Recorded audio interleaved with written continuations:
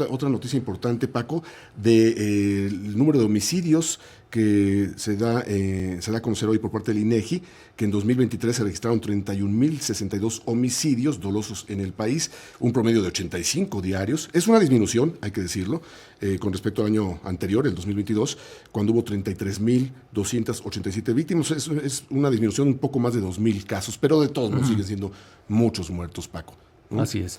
Sí, sí, más de 80 muertos al día. Sí, y bueno, tenemos en la línea a Marilena Morera, ella es presidenta de Causa en Común, precisamente con pues una opinión. Marilena, muy buenas tardes. ¿Qué te parece estos datos? ¿Es suficiente? ¿Vamos por buen camino? ¿Falta mucho? ¿Qué pensarías tú de esto? Iván, Paco, me da mucho gusto saludarlos a ustedes y a su audiencia. Mira, siempre pensar en disminuciones es importante y saber que se lograron algunas disminuciones, desde luego que podríamos pensar que es una buena noticia. Sin embargo, desde luego, estar hablando de 85 homicidios diarios, 80, 70, o sea, es un número escalofriante. Si nos ponemos a ver la cantidad de familias que viven en dolor, ¿no? Tan solo en este sexenio tenemos más de 190,000 homicidios. También me parece importante mencionar que no sabemos la razón por la que disminuyeron los homicidios, porque desde luego no es por la política de abrazos y no balazos, o sea, no es por una estrategia real del gobierno federal para bajar los homicidios. Lo que sí podría ser real sería que fuera por los abrazos, es decir, que el control del territorio por grupos criminales ha aumentado en este sexenio y eso sí lo tenemos con claridad, y entonces pues necesitan usar menos violencia para obtener sus fines económicos. Y otra posibilidad podría ser también el número de desaparecidos. Como sabemos, el número de desaparecidos en este sexenio son más de 50,000, mucho más que en el sexenio anterior. Entonces, también podría ser que la estrategia de los criminales sea desaparecer a la gente en lugar de dejarla tirada. Pues sí, suena lógico, la verdad, pero pues terrible. No sé si haya números sobre los desaparecidos, si más o menos incrementaría en esta misma proporción de la disminución de homicidios. ¿Sería similar?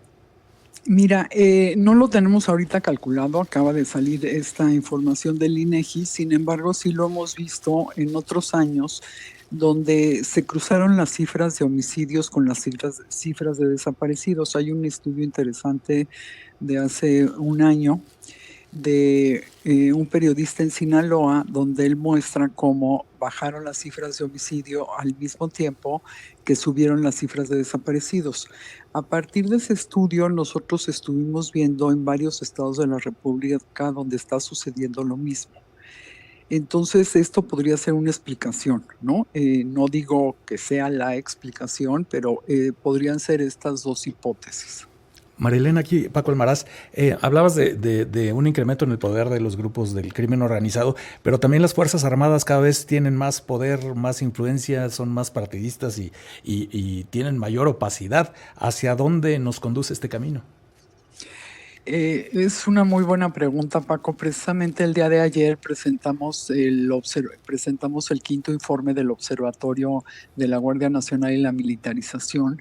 Lo presentamos en el Senado de la República y en este quinto informe a la conclusión que llegamos es que a las Fuerzas Armadas, hablando de la Sedena, la Marina y la Guardia Nacional, en conjunto tienen un presupuesto de más de 380,000 millones de pesos. Un presupuesto histórico, y lo que tenemos en la reducción de cifras de violencia pues es mínimo. Entonces, al escenario que nos estamos enfrentando es que le estamos dando muchísimo dinero a las Fuerzas Armadas de forma inútil para los resultados que nos dan, y por el otro lado que se han dejado de dar recursos federales a las policías locales y a las, ya sean estatales y municipales.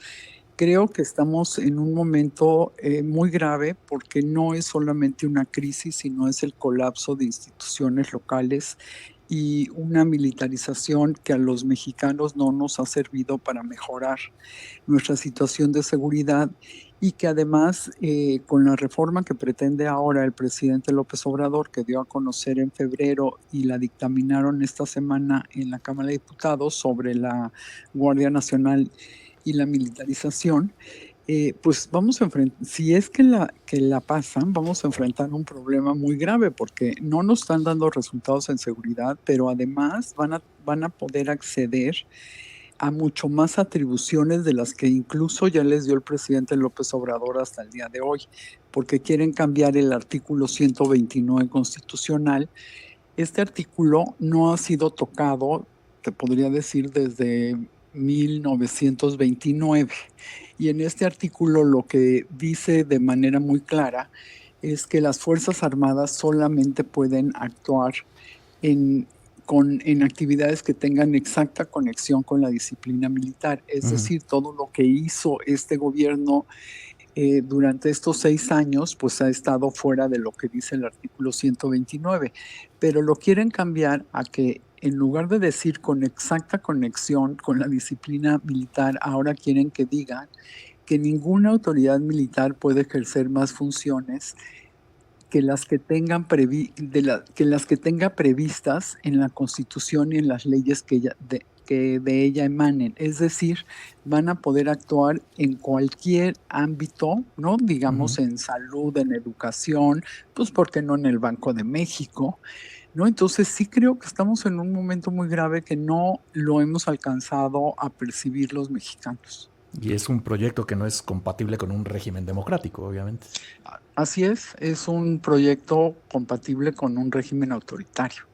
Y María Elena, ¿cuáles serían los principales puntos de este documento que se presentó ante el Senado, este estudio, el quinto informe del Observatorio de la Guardia Nacional y la militarización en México, que pues nos habla de que no ha habido resultados relevantes y sí un aumento de quejas por violación a derechos humanos? ¿Cuáles serían los principales puntos?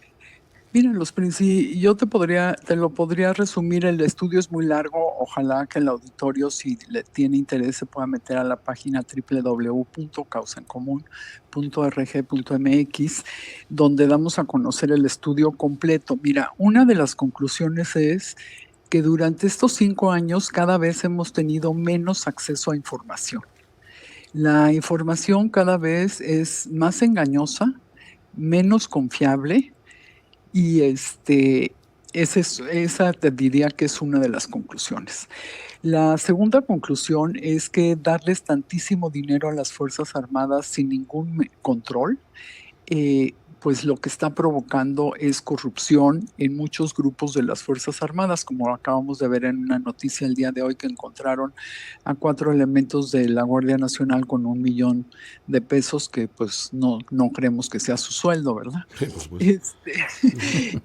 El otro punto importante que te puedo mencionar es sobre los efectos que tiene la militarización, porque hay que pensar también en que los mexicanos estamos muy asustados y temerosos por la criminalidad que estamos viviendo. Entonces, hay que pensar, bueno, el incremento en recursos económicos y recursos humanos a las Fuerzas Armadas ha sido eficaz, y la respuesta es un contundente no.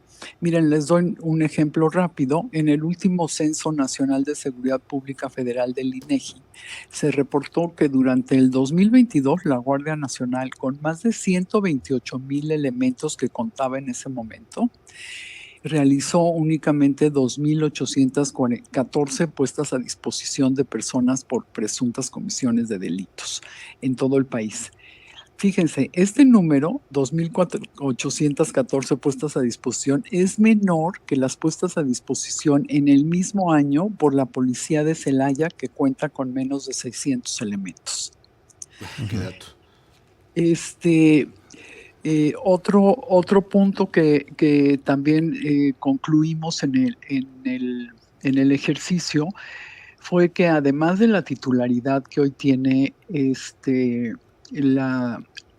los militares sobre la Subsecretaría de Seguridad y Protección Ciudadana y el Centro Nacional de Inteligencia, lo que encontramos es que hay 1,237 miembros de las Fuerzas Armadas que ocupan cargos como secretarios, directores y administradores en corporaciones policiales locales. ¿no? Y esto no nada más tiene que ver con que ocupen los cargos, sino con el cambio de la ideología que instauran en las instituciones de policía, pues que eran civiles y están militarizando. Tenemos 15 secretarías de seguridad pública estatales encabezadas por mandos militares, además de muchas municipales. Ya no digamos en el tema de derechos humanos, de violaciones a los derechos humanos, se han recibido en total por los 3 grupos de Fuerzas Armadas, la Marina, la Sedena y la Guardia Nacional, alrededor de 5,000 quejas en la Comisión Nacional de Derechos Humanos. Y eso que, bueno, esta Comisión de Derechos Humanos no se caracteriza por ser la mejor, ¿no? Más bien ha sido la peor que hemos tenido en muchos años. Otro tema que también vimos ahí fue que además de los ingresos que tienen las Fuerzas Armadas, que les comentaba que sobrepasan los 383,000 millones de pesos, también están teniendo ingresos por otras vías. Sí, claro. Por ejemplo... Oye, ¿no? Marilena, Sí, lo que dime. pasa es que ya nos comió el tiempo, pero si te Sí. parece, próximamente nos comunicamos contigo a ver si podemos seguir abordando este tema tan importante y ojalá que en el próximo gobierno se tomen cartas en el asunto, a ver si se pueden hacer ajustes para disminuir esta militarización. Muchas gracias, Marilena Al Morera. contrario, muchas gracias a ustedes. Muchas gracias. Gracias. Sí, Muy pues buenas tardes. quedó evidente que el gasto en seguridad es tan redituable como el que hicieron en Dos Bocas. Así es, vamos a hacer una pausa, regresamos con mucho más.